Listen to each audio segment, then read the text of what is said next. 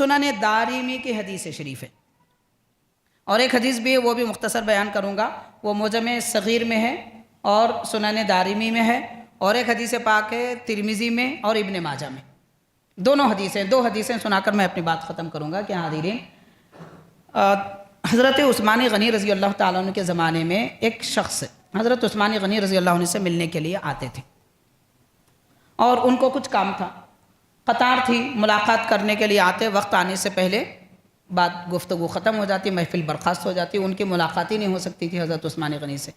تو وہ جو 2-3 دن آ رہے تھے، انہوں نے ایک مرتبہ ایک اور صحابی کے پاس ان کی ملاقات ہوئی، ان کا نام بھی تھا عثمان، خلیفہ وقت جو عثمان تھے وہ بھی عثمان، اور جن کے پاس یہ گئے وہ بھی عثمان۔ خلیفہ وقت عثمان غنی ہے، عثمان بن عفان، جن کے پاس یہ گئے تھے وہ عثمان بن حنیف۔ تو حضرت عثمان بن حنیف کے پاس جا کر انہوں نے کہا کہ میں کتنے دن سے حضرت عثمان غنی کے پاس جا رہا ہوں، مگر مجھ سے ان کی ملاقات نہیں ہو رہی ہے، میری کچھ ضرورتیں ان کے سامنے پیش کرنا چاہتا ہوں۔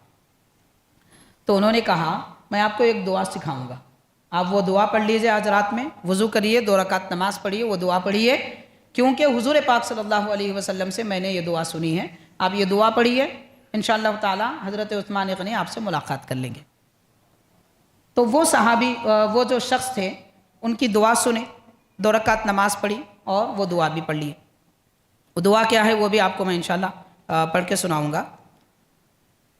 تو اس کے بعد وہ کہتے ہیں، دعا یہ ہے، اللہم انی اسألک واتوجہ الیک بمحمد نبی الرحمت یا محمد انی قد توجہت بک الی ربی فی حاجتی ہذہ لتقضی اللہم فشفعہ فی۔ یہ حدیث پاک ہے، وہ دعا پڑھاتے ہیں۔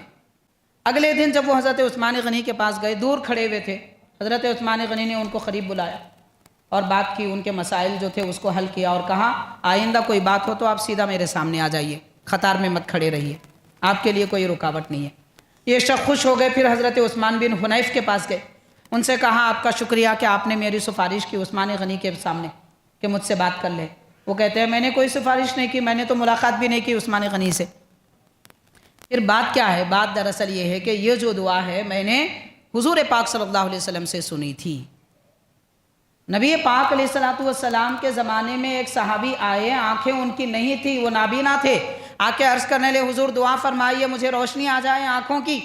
تو پیارے آقا صلی اللہ علیہ وسلم نے ان کو یہ دعا سکھائی، وہی دعا میں نے آپ کو سکھائی۔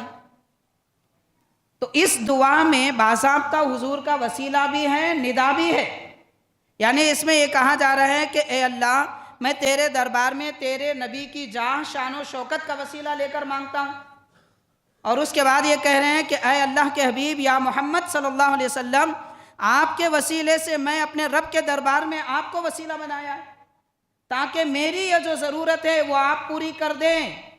اے اللہ حضور کو میرے معاملے میں شفیع بنا دے، سفارش کرنے والا بنا دے۔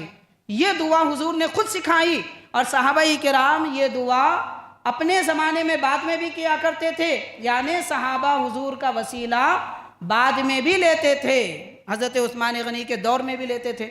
اس حدیث پاک سے ثابت ہوا حضور کے وصال کے بعد بھی صحابہ کرام وسیلہ لیتے تھے۔ اب پھر وہی سوال آتا، نہیں یہ حدیث ضعیف ہے، بالکل نہیں ہے، بولنے والے جھوٹے ہیں۔ اس حدیث کو نقل کرنے والے معجم صغیر میں امام طبرانی خود لکھتے ہیں اس کے راوی ثقہ، قابل بھروسہ اور معتمد مستند ہیں۔ اب کیا مسئلہ رہا بولیے آپ؟